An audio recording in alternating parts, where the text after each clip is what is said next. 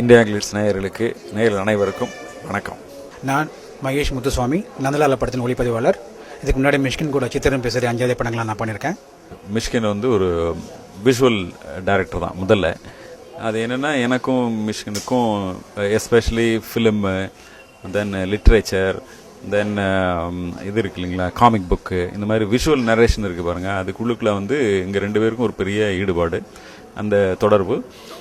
அதில் நான் வந்து 5ஆவது படம் அவங்க ஷூட் பண்ணிட்டு இருந்த நேரத்தில் நான் எனக்கு அந்த ரிலேஷன்ஷிப்பில் ஒரு கிட்டத்தட்ட 30 நாள் அந்த ஷூட்டிங்கில் நான் போய் இருந்தாங்க.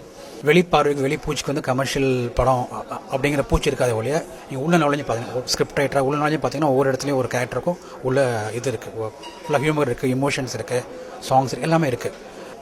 அதாவது ஒரு 25 ஷாட் இருக்குன்னா அந்த 25 ஷாட்டில் ஒரு காட்சியை சொல்கிறோம்னா அந்த 25 ஷாட்டு ஒரு ஆர்டரில் ஒரு 150 வருஷமாக நம்ம பார்த்துட்டு இருக்கோம், 120 வருஷமாக.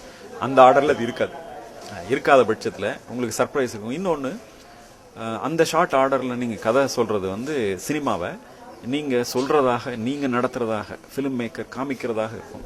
ஃபார் எக்ஸாம்பிள் பார்த்தீங்கன்னா ஃபர்ஸ்ட் ஷாட் வந்து ஒரு 2 மினிட்ஸ் ஒரு க்ளோஸ்அப், ஒரு பையனோட க்ளோஸ்அப் ஸ்கூல் வாசலில் நிற்கிறான் அப்படிங்கிறத ஃபர்ஸ்ட் ஷாட். 2 மினிட்ஸ் அந்த ஷாட் போயிட்டே இருக்கும். ஆனால் அந்த ஷாட் வந்து அந்த ஹோல் சீன், அந்த ஒரு சீனோட கதை ஃபுல் அந்த ஷாட் சொல்லுது.